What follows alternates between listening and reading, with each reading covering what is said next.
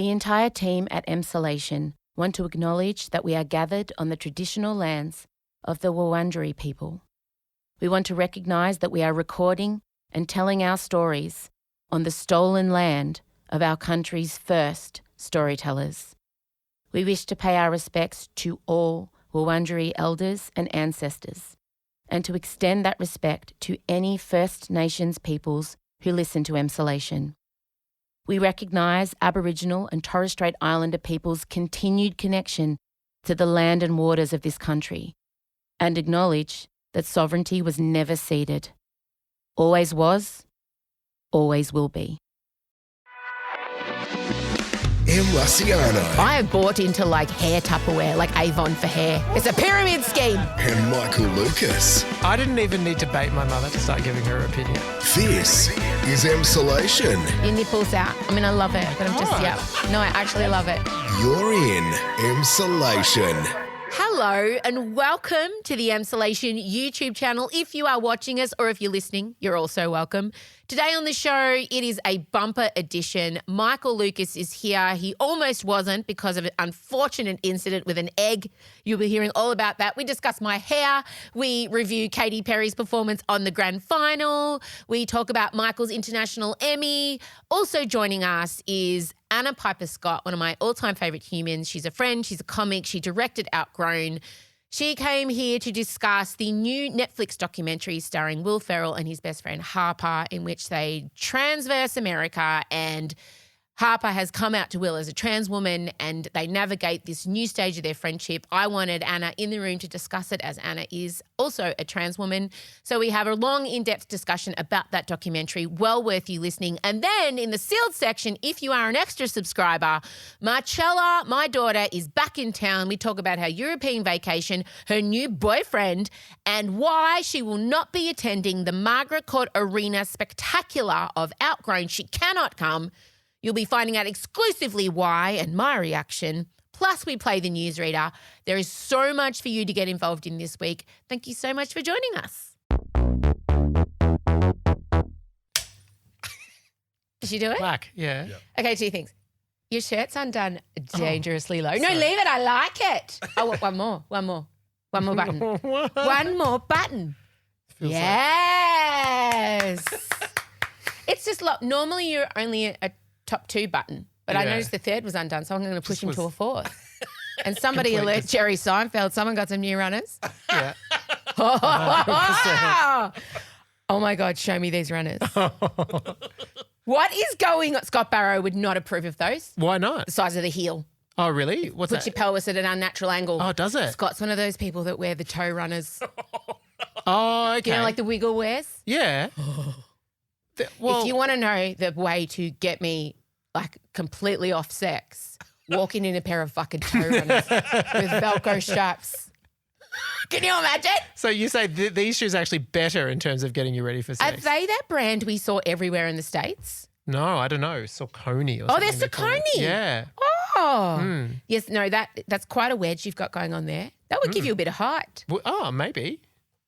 What spanned new runners? God, you parted with some cash. Jesus.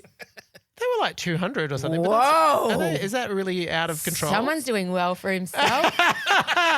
No, it was literally, you know how it is with me. The other ones completely fell apart. Like the sole was completely coming off it. I went to the same place I buy all my runners and say, I need more runner. I'll tell you right now, those white ones, have they been set on fire? He has a pair of white sock runners. I know.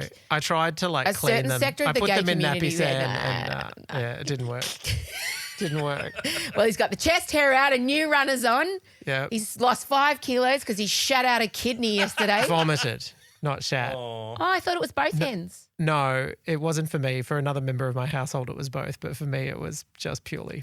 I got a phone call. I don't think I'll be able to do the podcast. No. It's, what did you say? It's like The Exorcist. Yes. It was. It was so sad. I was meant to be around at your house. Thank God you did not. We come had to plans mine. in place. But I cancelled them because I was in the middle of an OCD cleaning fest. Yes. And I went home and then had the most explosive vomiting for 12 hours. I just could not. I thought it was unbelievable. And Adrian I've never been so sick. had the diarrhea and the vomiting? Both. Whoa. I know. We've never been sick at the same time in 16 years of being together. And through COVID, through everything, we've never once. And we used to tell ourselves it's because like we had a theory that in nature, out of the duo, they want one to stay healthy. So it was like nature, like screw you homophobes, we're meant to be together. Nature wants us, but that theory is now out the window because we were both like, anyone could have gone in and attacked and pillaged and stolen anything they wanted because we were out. One was in the middle-aged women's refuge. Yeah, Adrian took upstairs. So thank God you didn't need refuge because let me tell you, woo, you would have not have found a happy harbour. But you've turned up today. You're all better. It was And amazing. we think it was a runny egg. We think it was. It has to be. Really? I've Yeah. decided. Okay, all right. Don't trust a runny egg. I never eat runny eggs when I'm away from home. Okay. Always supervise the runny egg. Only eat that at home. I have too many bad experiences with bad eggs. Oh, really? Yes. I've never had one, but that is not that has powerfully changed at this point. Well, you look great. Thank you. Your runners. Except for the shoes. Your Oh, shirt. God. I love it. Your It's like Tom Selleck on powers top, of- Jerry Seinfeld on the bottom. Who wouldn't want that look? Straddling 2 decades. I know what you're thinking.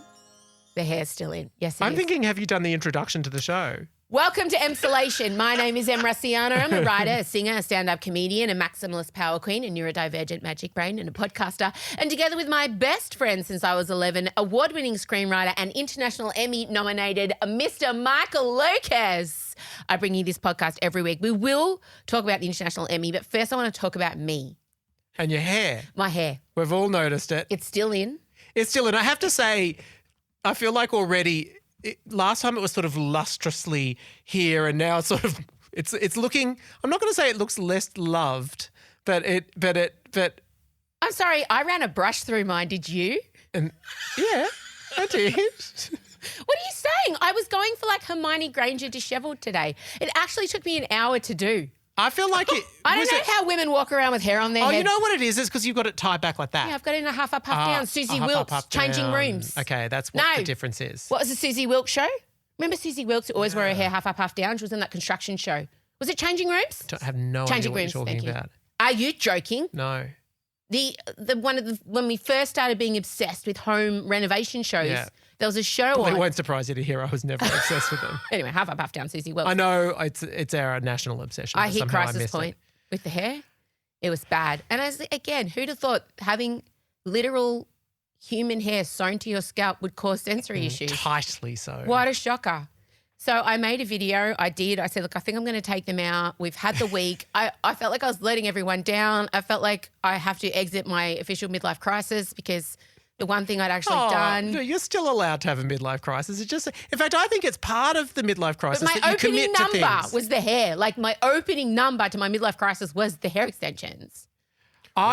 Renaissance. Yeah, I still feel like a sudden lurch towards something that you immediately backflip on is right for a midlife crisis. Well, I haven't So yet, You're still because- doing it well. Oh, you're still hanging in there. The ladies phoned me this morning. Yeah. Now their salon has been shut. And at 8:52 a.m., I got a phone call from Pauline from the hair place, the hair witches, the coven. Yeah. And she said, have you cut them out? And I said, no, they're still on. She said, now I'm bringing you to talk you off the ledge. Now I'm making you an appointment. I'm so scared of these women. I need you to Yeah. understand I'm very afraid of the Yeah. women that run the hair coven Yeah. place. They have control over you. The witches. They're going straight into your skull. Yeah, pretty much. So I'm going in and they're going to readjust them and just do a Loosen little or- bit of colour correction. Just give me a little trim. Just give me a pep talk. So I've been called in by the high priestess hair witches to go before them, and they're going to do some magic things on my head. She said, you don't have sensory issues. It's just everyone gets itchy. And I said, I think my ability to deal with the itchiness is probably where the problem is. She should be a mafia Pauline. queen. Yeah, it's a solid move. Like if someone looks like they're going to go away from the flock, you bring them Well, they don't want me to go super, away super close. because No. every 6 weeks I pay hundreds of dollars in maintenance. Yeah. When they do all the repositioning and stuff, so they got to keep me in the cult. Hang on. So wait a minute. Oh yeah, There's every 6 weeks you go for maintenance. yeah, and you got to pay hundreds of dollars. Really? Oh yeah, I have bought into like hair Tupperware, like Avon for hair. I was It's a wondering pyramid about scheme. that because if it's sewn in, Yeah, presumably they haven't gone into the flesh, so it's sewn into your hair. But then if that grows, they need to Yep, every 6 weeks. So Oh they don't my want me. They don't want me God. jumping off the hair train. This is literally almost the plot of The Substance with the meme. It's you've created some sort of pact. Yeah, but it's still on my head and I'm trying. I'm really trying. I'm really struggling. I figured out if I hang upside down and let all the blood rush to my skull, it cancels out all the itching. So oftentimes people just turn around and I'm just upside down. Well, if you need to conduct the rest of this podcast upside down, Look, I'll understand. Don't put it past me. Look, it still looks great. All right. Katy Perry, our lady Katy, was in town. She was, indeed. She, aside from the fact she worked with a known sex I know. predator, We all have to say that every single time now. Yeah. Unfortunately, that is the caveat that comes along with Hairdo. She did all the things like she was running for mayor. I know. It was almost flawless. And it's so frustrating, isn't it? Because she is so good at the job. She's so charismatic. Why does she have to work with that known dude? sex pest. And produce some ordinary singles. Yeah, it wasn't good. I saw her chatting with a 100-year-old woman on the project. That, I know. She visited, oh my God, Pesto the fat penguin. Whoever is her Australian advisor as well, take a bow. Did you see her with Pesto the big fat penguin? Yes. I'm obsessed with Pesto. Are you across Pesto? Only because Katy Perry visited. Oh, 20-kilogram newborn penguin. Yeah. Bigger than its adopted parents. Right. And it's just all fur and it's a big chonk. Oh. And I'm obsessed. Right. And I've been watching live cam of Pesto. That's how obsessed I am. Wow. Anytime I feel sad, I turn to Pesto. Yeah. I wonder what Pesto would think of my hair extensions. We look kind of similar at the moment, actually. I don't think there's any living being that would not be in approval of your hair extensions. It's just biology. It's just Anyway, the natural world. Katy hung out with Pesto. Yeah. What else was she doing? She was all over the place. She was doing lots of she was racing around on the MCG field with heels doing She was learning words like specky. yeah. Yeah. She was bringing up Tina Arena. It was like she was running for mayor. It was They did Tina dirty on the costuming. my mum expressed a similar sentiment. So what we want to do now is present Joe Lucas's review of Katy Perry's performance at the halftime show. Yeah. No, actually it was pre-show entertainment. Pre-show. I do want to point out she did ride in on a 90s IBM mouse She did. or sperm. With Priscilla yeah. silver flared fabric She floating had out a behind her. blue scrotum chest plate. There's no other way of putting it. And her mic was extremely phallic also. It was. It was a very Raciano-esque performance. Yeah. I didn't even need to bait my mother to start giving her opinion. Okay, so She was what like, did she say? Well, it started with, why did they do that? And I was like, what do you mean? What, the pre-show entertainment? She's like, it was so American. What do we not have? Why can't we have anything Australian? Why have we everything about it? All that futuristic thing. What was she wearing? What was she wearing? Were they chaps with huge pockets coming out of them? I couldn't understand. It wasn't flattering. I tell you that much. It wasn't flattering. And then every single song sounded exactly the same. Couldn't tell any difference with any of the songs whatsoever. Oh, wow. She pulled up Tina Arena. Well, that wasn't fair because that was not a flattering comparison. The two of them sitting next together. I thought they were going to kiss. Thank God they didn't. She was not a fan. No, Tina didn't pick I Kissed a Girl to sing. That was, if anyone was never ever going to kiss a girl in their life, it would be Tina. Yeah. That was strange. But also they dressed her like Yaya at a wedding, like Nonna. She looked like Mother of the Bride. And Tina's fashionable. I assumed there was going to be a costume reveal because it looked like it was just like a covering thing ready to throw off. But no, that was it. I'm just surprised. I'm surprised. The whole thing was, but look, Tina can sing, no doubt about it. She can. You rip out chains. But I'm starting to think Katy can sort of sing. Not like Tina can. Katy but can belt. Yeah. Katy can sing. Yeah. For sure. And also, she appeared to be mostly live as far as I could tell. You know, she's. What did you think? I mean, I thought by and large it was pretty good. The animations I can't defend. Look, I'm so sorry that she worked with Dr. Luke, because in every other respect you're on board. I feel like I can't have an opinion that's not tinged with that. Yeah. Do you know what I mean? Like, yeah, good. It was okay. It was fine. It didn't offend me. I mean, whatever. What's offended me is she's made an album with a known sex predator. That's the thing I just can't get past. And I feel like everyone else has gotten past it. I feel like there's just a few of us who are annoying society now and we won't shut up about it. But whatever, I'm happy to be part of that. When history looks back at this moment and we're like, what do you mean she made an album with that guy? I'm on the right side of that argument. But it feels like everyone else is like, psh, psh, psh, don't look it in the eye, drive past. It's fine, it's Katy. It's fine. Look at her, she's with Pesto and the old woman. She's learning specky. And she did get a lot of Australian press. And was she asked any questions about it even once? Of course not. She told them you weren't allowed to, flat out, because Did you know she? I do have my insiders. Oh, no, really? very strict instructions. Do not ask about Dr. Luke. Yeah. Do not mention how badly 143 has done. Ah, So, wow. speaking of the AFL, I attended the AFL pre-luncheon. Treating the event with the honour and respect it deserves. But anyway, they told me business casual, so I spiraled for 3 days about that. I mean, what the fuck does that even mean? Business casual. Oh, and I saw what you ended up with. So I chose hot pants, fishnets, and a very structured jacket with a high-collared white shirt, business, shorts, casual. I'm sure that's exactly the brief they were imagining. Exactly. But anyway, I went, it was so white. There were so many men in the room. The energy in the room, it was just a big sausage sizzle. It was fucking intense. What is the function of this function? It's the most, besides the Brownlow, all the big names go there. It's like the lunch before the game. So you Right. can't have lunch on the day because the game's being played. Right. So all former Brownlow medalists, champions of the game, boss of Channel 7, Okay. boss of Toyota. It was a highfalutin room and there were big dongs banging against you. You could see them all. So many high fives. This sheer amount of high fives that went on in that room probably created seismic activity somewhere. Just, Right. Hi, bro. I was like, oh my God. But there was one moment, I mean, the lunch was fine. I got to see some of my hyperfixation was AFL up until 1994. Yeah. So they started playing games of Hawthorn Football Club. Why'd who I you stop barracked for. then? I started dating someone from the Hawthorn Football Club. And he was there. He was there. Oh, you had an ex there. Yes. Oh. Scott Barrow wins this round. Really? Man Oh, has that's not good. aged well. Oh. But I'm sitting at the lunch and Tom Hawkins gets up, who's a Geelong player. He's retired. I'm friends with his wife, Emma. And he gets up to give his speech about retiring.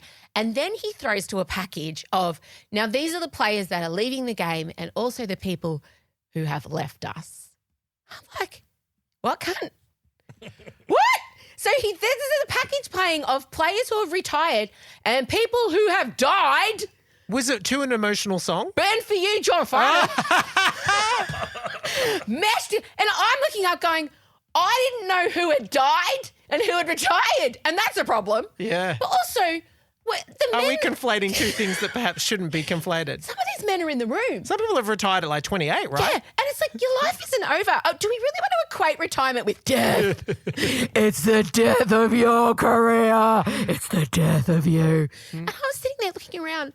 No one batted an eyelid. No one thought, I'm like, maybe we could just do two separate montages. Like maybe we could just have two different songs. Like maybe you've got like the best around. Like we could put some bogan sports song in to pump them up into It's an opportunity for a phase one different of your song life selection. is over. Let's go to phase two. But nah, just a beautiful, tasteful. And honestly, they did not differentiate between death and retirement. Oh, Missy Higgins has just released a whole album called The Second Act. It would have been perfect for this. No.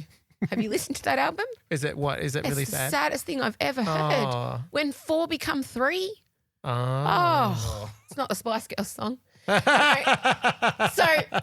So that was the big takeaway. Those young men need to know there's hope. There's another chapter. I couldn't believe it. You should have seen me. I was looking around for support and everyone was like, oh. Like, they're not dead. Not dead. Although maybe he is. I don't fucking know. Well, you could have stood there with authority as a former athlete. Totally. In your business casual. No, what is it? Business casual. Business casual. I was very business casual. That is really confusing. Business I know. casual. Is it They're just, actually the antithesis of each other. is it like take your tie off, no socks? I don't know. What's the casual It's part? like saying It's very Australian. it's like saying party court outfit. Like it's just not. Well, you can't. As we know, Mr. Worldwide did achieve that. What? Flow Rider. It was just like he was going to court and party after. Oh yeah, right. Yeah. Of course. I like party court. That would make sense. Well, indeed, the mullet is what is it? Business at the front, dinner party at the back. Dinner party. Oh, okay. Anyway, that was it. Do we have anything else we want to cover I off feel before we like bring we in our covered so much. special guest? Emmy? Oh my God, we are so low key. Somebody on this team, who could it be? I don't know. Somebody on this team has been nominated for an international Emmy, and it's him. Woo! Where's my button? Where's my applause button? Well done. Thank you. How exciting. Yes. Is it not exciting? No, it is. It's good. It's What great. is it? What does it mean? It's a very legitimate award. Yeah.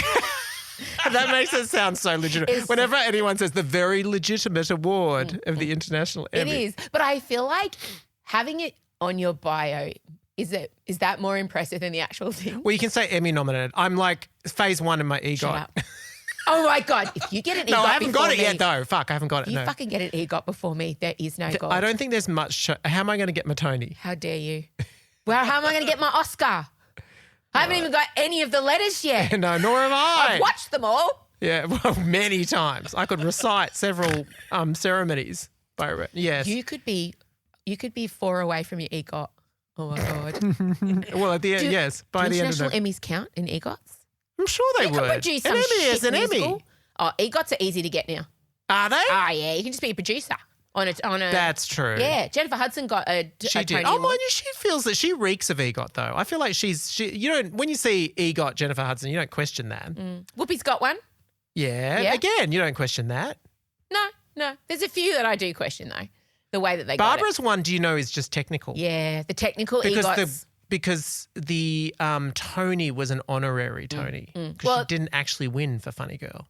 James L. Jones had an honorary Oscar, I want to say. But he was an EGOT. Right. Yeah. So you could be, oh my God, you could be an EGOT.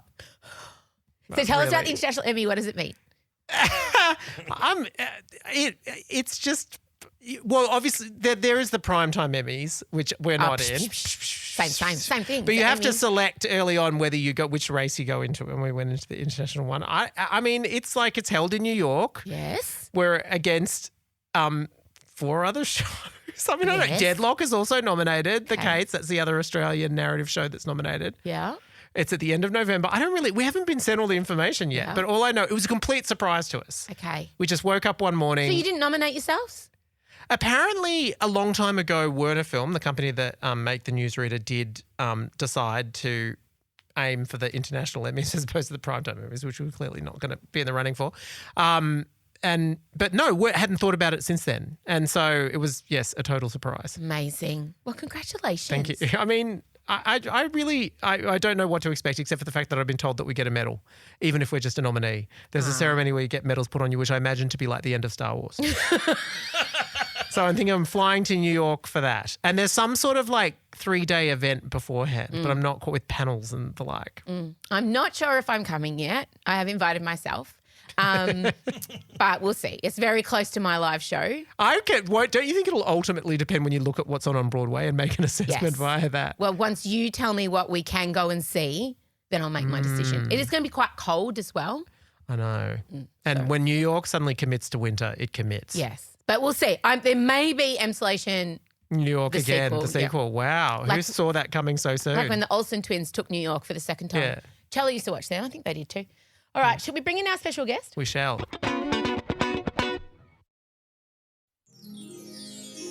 And we're back through the magic of television with our very special guest, comedian, writer, director, anything else? Unemployed. Unemployed. Do you Anna reckon Piper it's Scott. outgrown as well? Yeah, Anna Piper Scott. Thank you. Woo! Anna Piper Scott here. Yes, you did direct Outgrown. I did. You did. Yeah, I'm very proud of that. Me too. You should be. I'm just glad you wanted to work with me.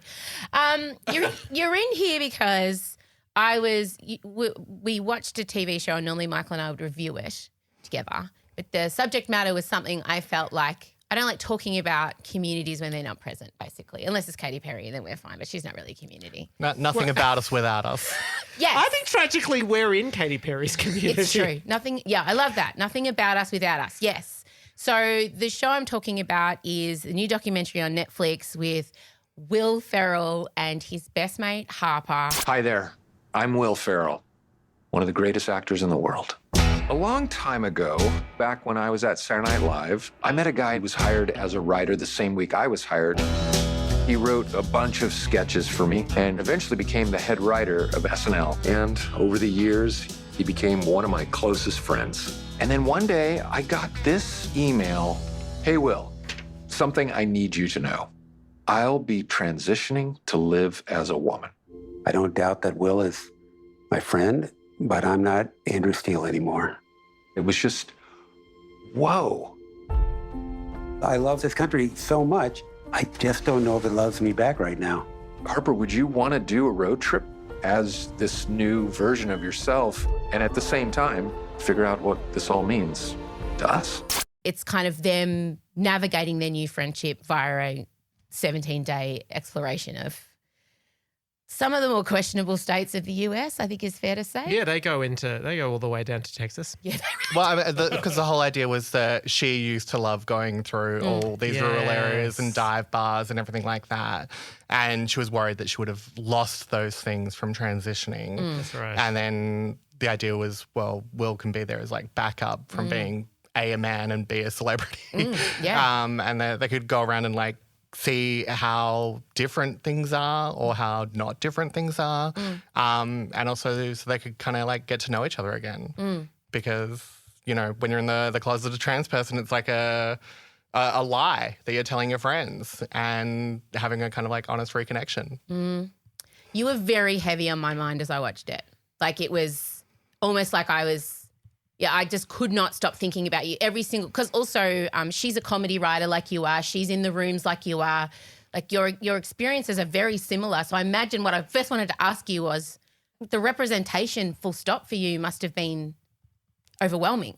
It definitely like someone I relate to much more. Because, you know, quite often when trans women get depicted on screen, I mean, usually we're not depicted by trans women.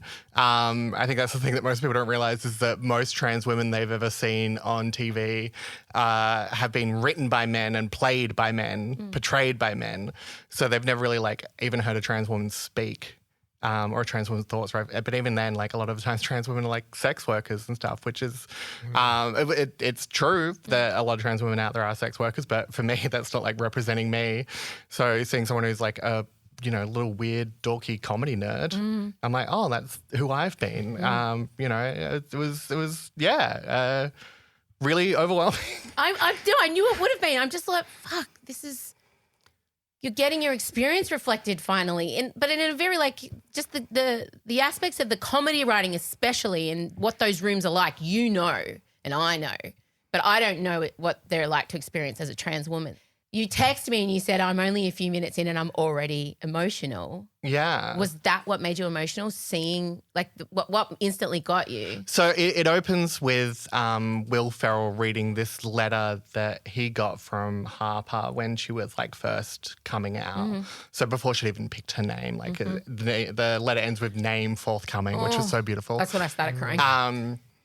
But it just kind of like made me remember like what it was like when I was first coming out. I think it's just such like a beautifully vulnerable thing because when you come out as trans, you have to come out to a couple of individual people before you come out to everyone.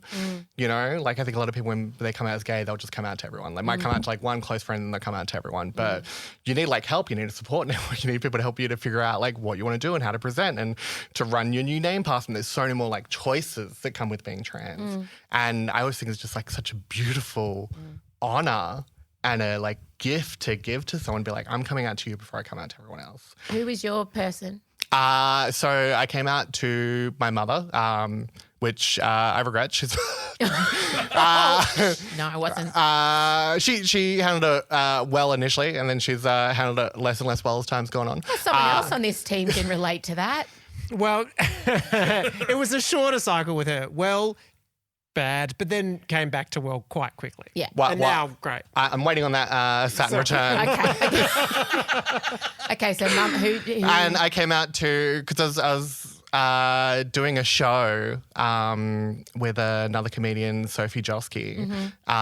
So I had to come out to her and my producer for the show because I'm like, can we contact the festival and get my name changed in the guide? Because either I have to... Your dead name was in the guide. It was like we'd registered the show, but the guide hadn't been published yet. You know, so it was like I either come out now or I have to wait like 6 months for this show to go on and then come out afterwards. And I just felt like as soon as I figured it out, I just wanted to like get on with it. Yeah. How old were you? I was 30. Okay. And Harper was 59? Something like that. I think she was Yeah. 59. Yeah. She's like 61 in the movie. Yeah. But you still, And she's been out for like a year and a half, 2 years during the movie. you still live 30 years of your life though feeling. Oh, all the same things that she was talking about. That's what I wanted to wonder. Yeah, you identify with all of those. Yeah, I mean, and none of that was a surprise. Yeah. Like those are conversations I've had with other trans people, and we all go through that same experience of kind of, the stuff that she was saying of like, oh, I knew that I was different, but I didn't feel like I could even like contemplate the idea, and like people tell you that that you're not another gender and you just have to like, you're like it's just biology, it's just facts. Like, well, who am I to argue with science? Which I think is a different experience to what like a lot of gay people get told, where they're being told not that gay people don't exist, they're being told that being gay is sinful and wrong and stuff like that. So you're like, oh, I know I'm gay, but it's a bad thing to be. Whereas when you're trans, at least, growing up, when like Harper grew up, it was like, this thing doesn't exist. Yeah. So you're making something up about yourself rather than something about you is wrong. Something about you is false. It's a very different thing. It's like there's a lot of parallels to being gay, but there's also a lot of differences that I think people don't get to grasp. And it's nice to see that like put in front of a mainstream audience. Well, that so much of it, and I listened to Harper in an interview this morning where she said, I don't care about, normalizing being trans for people who say that we don't exist, for people who have already decided they hate me. I want to make this experience. I think she felt like there'd been a little bit of blowback from the trans community that it was oversimplifying it, or that it was, making it palatable. And she said, I'm doing it for the dad that has a trans kid, or for the employee the boss that has, or trying to reach people who are already at least acknowledge my existence. But I wanted to ask you, how did you feel about the requirement of the straight, white, famous man as the shield? Like, how did that sit with you? I don't know. I'm tempted to hear you and Michael. All right, Michael, what did you think? Because I feel like you're getting all my opinions before you're having yours. But your opinion is the most important. It really is. And I'm like, I sat and I said, I want to talk about this show, but I want, like you, I said, I want Anna there because I've thought about her nonstop for 90 minutes watching this, and I was acutely aware that I'm taking this thing in, and you're going to hear me say this is so nice.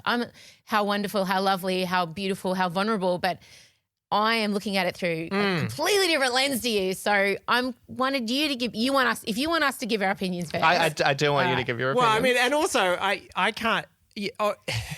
I'm aware when I'm watching it that this has been packaged. Like I would say, it's been packaged in a way that Will Ferrell fans could access it. Yeah. Which I would argue is worth doing, because then you're not going to be preaching to the choir. You're going to be. I mean, Will Ferrell is one of the most broadly sort of liked comics that I can. And we know nothing about him. He's not an autobiographical guy. No, and I can't even remember a political stance he's taken. I mean, maybe I'm wrong, but he's always been for me very middle America, undeniably hilarious, but sort of stayed out of all of that.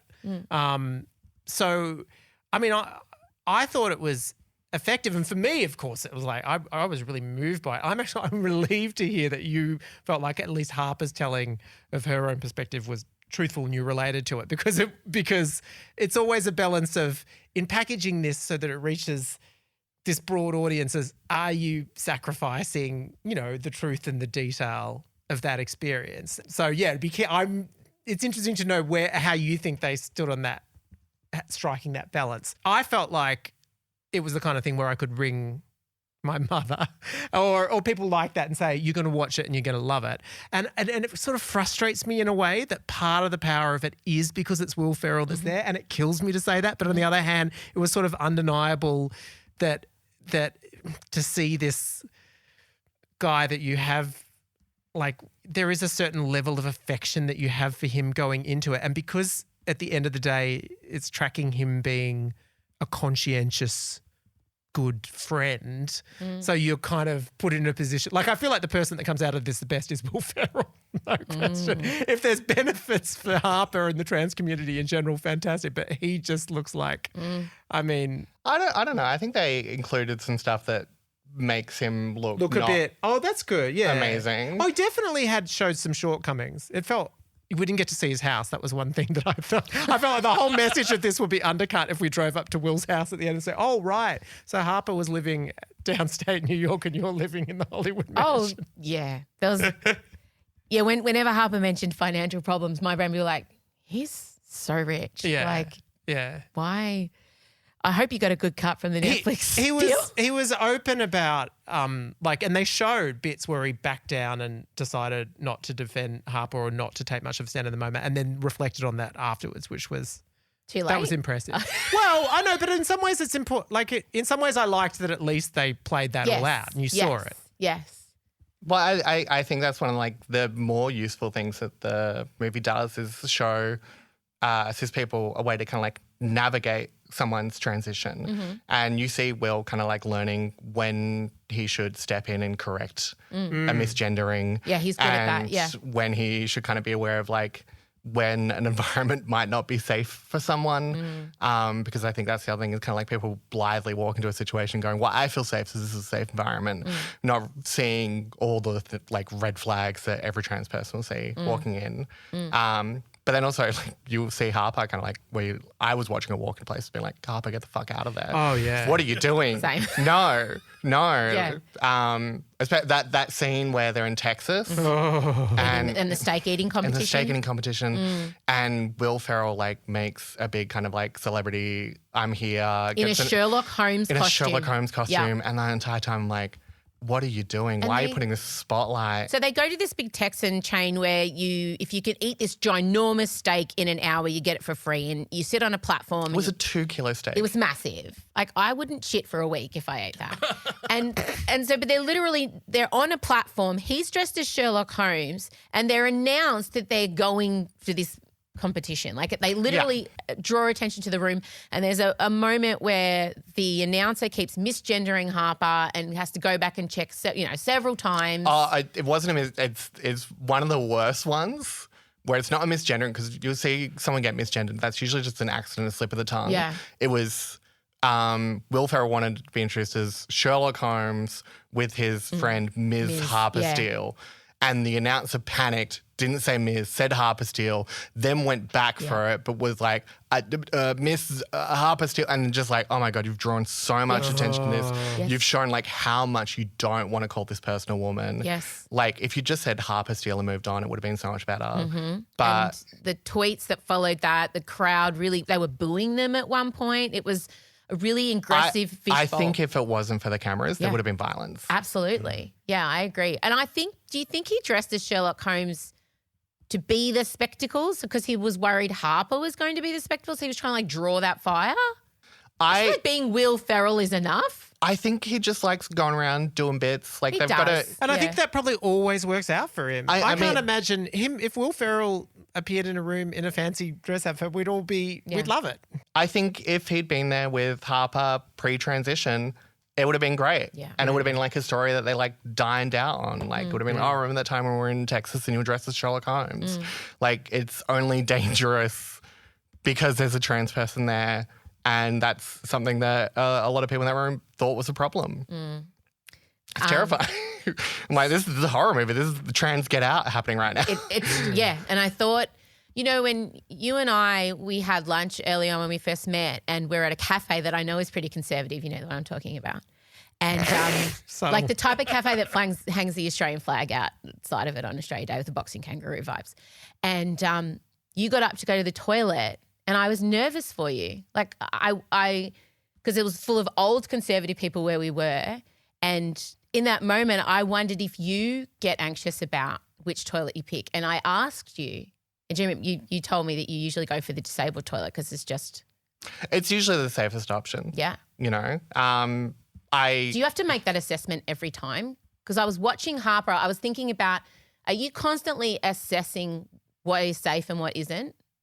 I am. I think, the way a lot of women do in general, it's not necessarily a conscious full battle plan. I'm not kind of going into slow-mo mode and finding the exits. It's just something kind of like a background process where you're just kind of like, I'm not going to walk down that alley. Yeah. And you don't even like think about it. You don't contemplate it, you know. And it's the same thing. Just and I have that running when I walk into a cafe, when I walk into a new environment, you know, when I decide I'm going to go to the bathroom, I like, what are my options here and how am I going to proceed? But it's just like, it's not something I'm dedicating a lot of time to. Yeah. Okay. Well, good.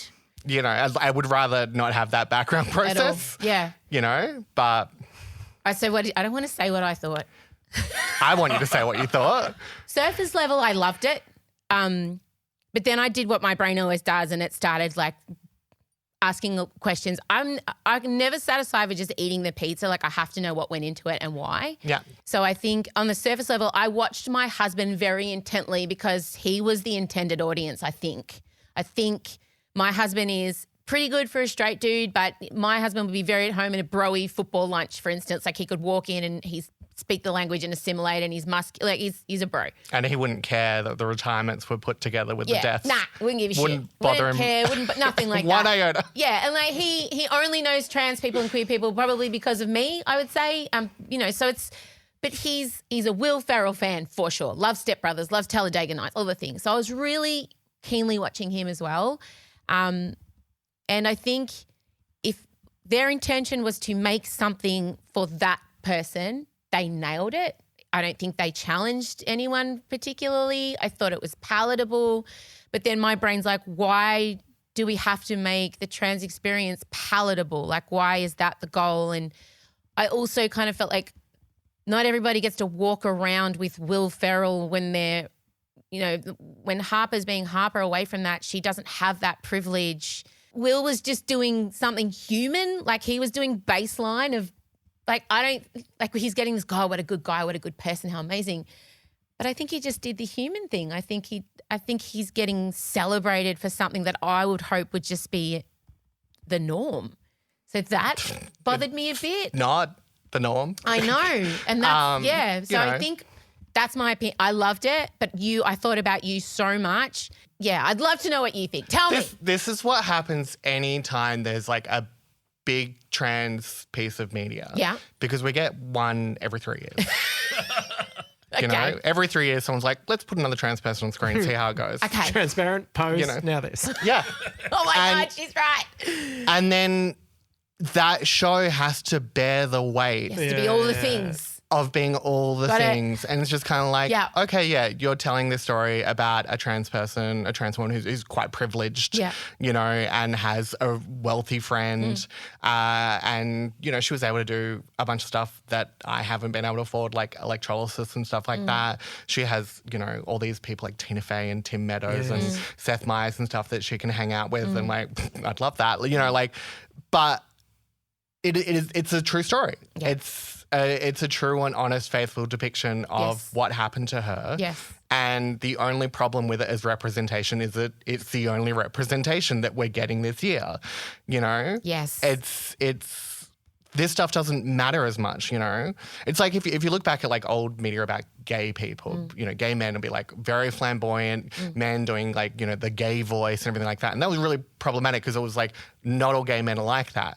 But now when you see a bunch of gay men on screen who are like, you know, more masculine, people of colour, you didn't usually get to have gay men who were people of colour back then.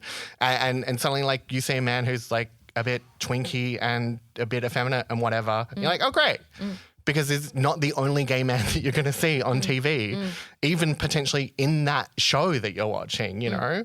Like you'll have the twink, the bear, the, you know, whatever. Like you get And to they have, could be morally dubious. There was that period of time where after a while gay people could be represented, but they had to be virtuous at any well, yeah, time.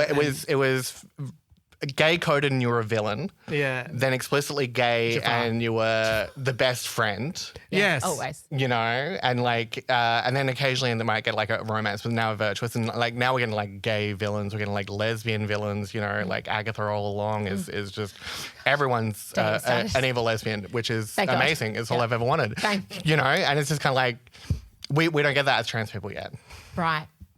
And, that won't change until people who work in television start hiring trans people. It's funny that you knew someone. Who worked in television. But I felt that pressure. Yeah. I get it. When I had to give a speech about autism and ADHD, I felt that pressure to be all the things to all the people because that we get platformed so little. And of course it's the same with an issue like, the trans community not getting, there's not enough of a variety. So when there's this one moment, it's everyone's holding their breath and like trying to get onto the door of the Titanic thing before it sinks. Like the door can, you know what I mean? Like we're all just like, come on, get it right. Because we're worried it's not going to come around again. So, but did you like it? I really liked it. I think it brought stuff Okay, I feel okay about that I hadn't seen before. She's unclenched. Because I really liked it. Like as like a film critic, I wish there'd been less constructed moments. Mm-hmm. A couple of things that kind of like stray more to like the Borat end Yeah. of the documentary spectrum, Yes. like Will Ferrell doing bits in costumes and makeup and stuff like that.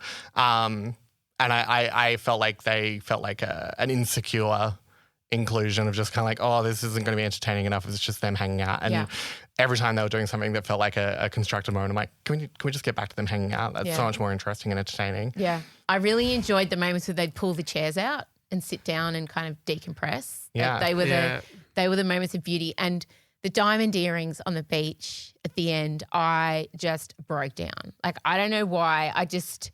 The way Harper reacted, Will gives Harper a present at the end. And I know it's kind of, I don't know why. It was just this moment. I saw initially I was like, diamond earrings really, dude. Like, but then I saw the way it affected her and I was like, oh, it's pretty, I get it. Like that moment, that got me. Yeah. Well, I think that for trans women, it's very easy to kind of like justify to other people getting surgeries, getting hormones, getting electrolysis, any things like that. Even buying nice clothes, buying stuff like jewelry. It just feels like this isn't part of your transition. This isn't medically necessary, and you kind of like talk yourself out of it, and you feel like you're playing into like stereotypes about trans women that like, we're like cliches, doing a parody of womanhood, trying to be like as girly and feminine as possible. So you kind of like the full extent of like womanhood and femininity, especially, will sometimes kind of like pull ourselves back from. Like I know very few trans women, for instance, who will wear like pink, especially like a full pink outfit. Really? Like might wear like a pink decorative like moment here or there, or like a pink shirt, but like a full pink outfit, like that's when you start feeling like you're like, oh, you're dressed like Barbie. This is what all trans women are. You're a parody. You're doing woman face. That was something that I'd never really heard discussed, where they were talking about, I don't want to pass as a woman. I'm a trans woman, and that's it. It clicked to me. And then one of the women they spoke to, she spoke about not changing her voice, like not feminizing her voice, because why was she doing that? Was she doing it for herself or because she wanted to make it easier for other people? And I loved that moment. This is not something I've ever even thought about. So in those aspects, I don't know. I think every woman, cis or trans, has this like pressure to kind of like meet the standards of womanhood. Oh, and, yes. womanhood I've is... got things thrown onto my head. Like, I know, I'm trying not to make it about me. Physical pain. I know I make everything back because I'm neurodivergent, but I was really upset in moments of it because I know I'm not a trans woman, but I understood playing a role every day that's not true to who you are and pretending to be, I'm not very feminine, and I always tried to be girly and do it, but I failed. I failed every time, and every day I'd get up and be like, today's going to be the day I'm going to be normal. I'm not going to say anything weird. I'm not going to feel anything weird. And I used to pray to God at night to make me not weird. Like, I'm not comparing my experience to the trans experience, but this doco, for anybody who has felt othered, I think also will reach you. Like, I got it, not to the extent, but I understood what it is to be looked at and have someone think you're one thing, but on the inside you are entirely the other. So, yeah, sorry to make it about me. I gave myself a pep talk. I'm like, don't make it about you. Yeah. You're allowed to make things about yourself. It's your podcast. No, I know, but it's like seriously, it's inviting you to relate to it, which is part of why it's effective in a way. I thought of you cried many 4 times. This is, like, we want you to not feel othered. Like, this is how trans people stop being the other is that we tell our stories and people see themselves in it. Yeah. And you watching a trans woman experience and going, she's like me, she's a woman like me, she's been through things I've been through, is a good result, and you need to stop fighting that. Okay, great.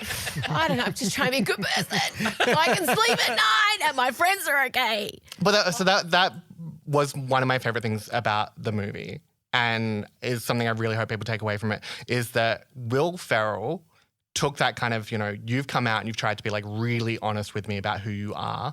I'm going to come back with honesty. Yeah. I'm going to come back with authenticity, even if that means putting my foot in it and saying the wrong thing and asking questions that might be not phrased perfectly or whatever. And that's the thing that I feel like I didn't get from a lot of people. And a lot of people who do what you're doing right now is like, oh, I'm going to be a good person, so I'm not going to say this. I'm thinking this, but I'm not going to say that.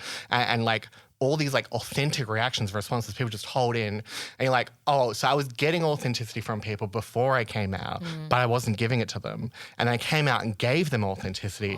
And then they suddenly started withholding it from me because they didn't want to upset me. I'm like, fuck, offend me, say the wrong word, because at least I know it's real. You're very good with that. You are very, very patient with the wrong things. It's not patience. I find it refreshing. Yeah. And I can tell the difference between someone who's saying the right things because they have it internalized. Yeah. And they don't thinking consciously about it. And I can hear the delay when someone's running everything through a sensitivity filter before it reaches my ears. I got 5 filters running. And it just it feels like you're on a Zoom call with a bad connection. We're just like, can you just like shut off the video so we can like talk at a proper pace? Yeah. Okay. Do you have any other questions? My question was about in the experience of being on SNL. Your nipples out. I mean, I love it. My but God. I'm just, no, I actually love it. I know. I love having your nipple out. That's your fault. How long has that been out for? No, Ages. it's great. We love it. We'll was it CGI out it. for Don't worry, ages? we'll CGI it. Jesus. No, it's great. We'll put a little watermelon emoji over it in post. We'll set up no one nipple will cam. notice. It's going to be great. Saturday Night Live was what I was going to talk about because that's how they knew each other. That culture, it didn't go into this at all. It kind of made you feel like SNL was just a happy, fantastic environment and they were all still his best friends and they had a hug with Lorne and everything like that. But I imagine now there's things written about the SNL culture in the 80s and I can imagine I listened to this morning. the comedy they went into it. the comedy scene can be low key, for want of a better word. I don't know. I wondered whether there was more to that story than we got, or whether it was. 100%. And if I'll put a link up to it. I listened to them interview for New York Times this morning, and they went into that environment and how toxic it was. Oh, did they? They fully went there. Okay, yeah. Right. And what sort of things She just said that she notices now the rooms are more inclusive and there are people of different ethnicities, different sexual orientation. Like she just said back then, it didn't happen. Well, And they I also guess talked about what the I was sketches. wondering was part of Harper's the amount of time it took to get to the position where she felt in any way ready or safe to transition. Was it partially working in SNL that would have reinforced? But I mean, I don't know. I mean, she did mention. I mean, she was talking about how much she like loved working as a comedy writer and all the people that she got to meet working on SNL, and you have to think like, where would she be able to do comedy That wouldn't have happened in any way Yeah. that wasn't going to be dominated with toxic, blokey people? Yeah. And she also said, I mean, the industry today is still dominated with toxic, blokey people. she also said that she's glad and like she can be grateful in a way that, as you know, even though it took such a long period of time, she wouldn't have had that career or that experience. And it was so brutal to hear it framed like that. That just would not have happened if I'd gone into this industry as a trans woman. They said to her, do you wish you had a transition in your 20s? Yeah, that's right. And like, it's just like, there's no way Lorne Michaels would have hired a trans woman to write. It's just, so it's a weird thing to get asked. And people ask that of me, do you wish you had been diagnosed earlier? You've probably been asked too. And I'm like, well, I probably wouldn't be here if undiagnosed Em wasn't allowed to just run a reign of terror on everything and just do every single thing because she's searching for dopamine and trying all the things. So no, but mental health wise, yes. So it's like, I don't know, do you wish you had transitioned earlier? I really feel like I wasn't ever going to get there because of the environment, Yeah. And it's that thing of just kind of like, like there's a lot of things I don't like about how my transition has gone, where I'm like, if this had happened earlier, if I had been on hormones pre-puberty or even near the tail end of puberty, the results I could have compared to what I could have now. Obviously, you always have those thoughts. And even just thinking about like kind of like classic like womanhood and girlhood experiences that I've just, missed the boat on, sleepovers with like teenage girls and whatever. It's just kind of like I was a teenage boy. I was going to get invited to those situations. You would have hated them. Yeah, but I did. I think hating it. Okay, you get the experience to hate it. I get it. I always got picked up because I was crying about 11 p.m. But occasionally I'll be around women and they'll be going like, oh, I remember when high school when this happened and this would happen in sleepovers. And they'll talk about hating sleepovers, but it's a hatred they get to share. Yeah, you get to understand. And obviously, like, you're going to be sad and you're going to regret that. But like the world I was in was never going to let me transition. I was growing up in the 90s in Perth. I don't think, I think anyone who's able to figure that out in that environment is a much stronger and more sensitive and self-aware person than I may have ever met. And I get that. Well, that exists. Yeah. And so any kind of like hypotheticals like that is kind of like, I end up just imagining that the environment would be different. Yeah. And then you just get to the point of going like, well, what can I do to create that environment now? Yeah.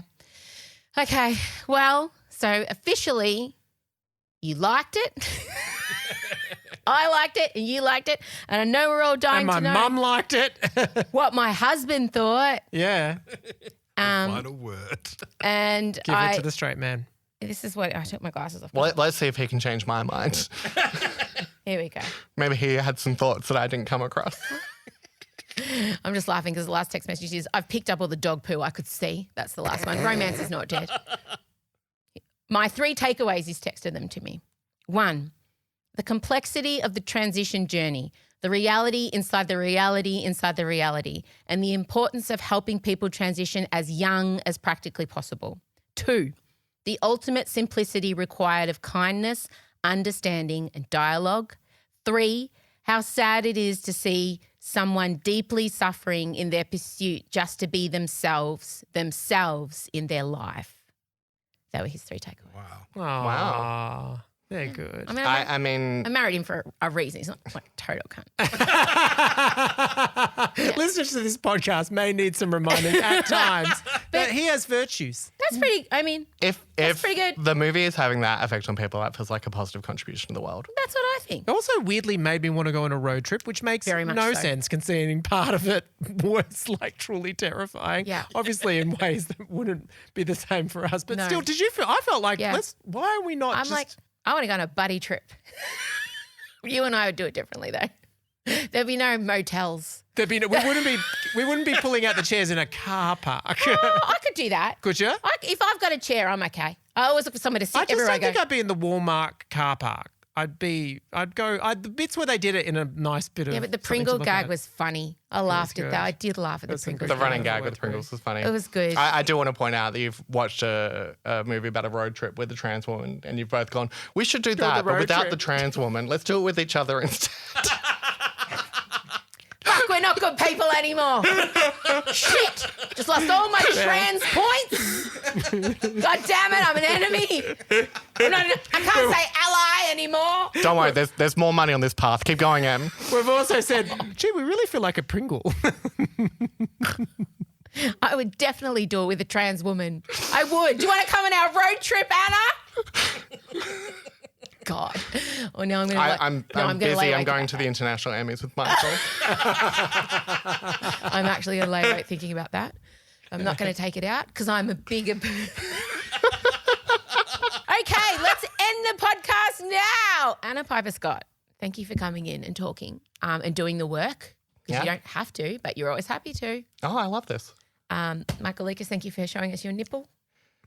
And You're welcome. To everybody at home, Will and Harper is currently screening on Netflix. Watch it with everybody. Screening on Netflix alongside a bunch of transphobic Dave Chappelle stand-up specials. True. They're really playing both ends of the market. Wow, they're dedicated to absolutely everyone. Everything's hard. Everything's not good. Watch it now. All right. Well, that was a bumper edition of Emsolation. I want to thank my friend Anna Piper Scott for coming in, being so generous with her time. Coming up next is the sealed section. My daughter, Marcella Rossiano Barrow, has returned from her European session. And we will be discussing why she will not be at my Margaret Court Arena show. You heard that right. What a cunt! Is that the first time I've used it too? Press it again. What a cunt! Wait, I need to hear it. It's from Hacks. It's I from can't Hacks. hear it. Okay, go. Hit the mic. Hang on. Go. It's all play, chaos, play, right? Go, play it. What a cunt! It's so funny. You'll be joining me next in the sealed section. Yeah. You're not going to be at my arena show. Hi. We'll find out the reason. You can't even imagine what that reason is. That is next. You must be a subscriber. Also, if you want to watch Chella break her mother's heart in 4K, you'll need to be an extra subscriber. Okay. See you in the sealed section. Thanks to everyone who listened. If you want to watch Will and Harper, you could do so on Netflix. Don't forget to buy tickets to my show. I forgot to do all the housekeeping. Oh, well, that's for another time. Actually, while I'm here still, Chella and I not only will be having a mild family dispute, we will also be discussing her overseas holiday and playing the Newsreader, our favourite new game where we read hectic headlines and try not to laugh. That's all coming up in the sealed section. Enjoy. Give yourself the gift of Emsolation Extra for less than $2 a week and get 2 bonus episodes every week, close friends access on Instagram, pre-sales ticket priority and merch discounts. There's even exclusive video episodes each week on our extra tier. Find out more at emsolation.supercast.com now. Emsolation with Em Rossiano is recorded at Down the Hill Studios, hosted by Em Rossiano with Michael Lucas, executive produced by Benjamin Worsley, produced by Em Rossiano, edited by Ezekiel Fan with videos by James Henderson, socials by Benjamin Worsley, Em Rossiano and Marcella Rossiano Barrow, with assistance from Jem Evans and Isabella Hines. You'll find links to get more Emsolation on Instagram at Emsolation Podcast. Thanks for listening, and we can't wait to chat with you again soon.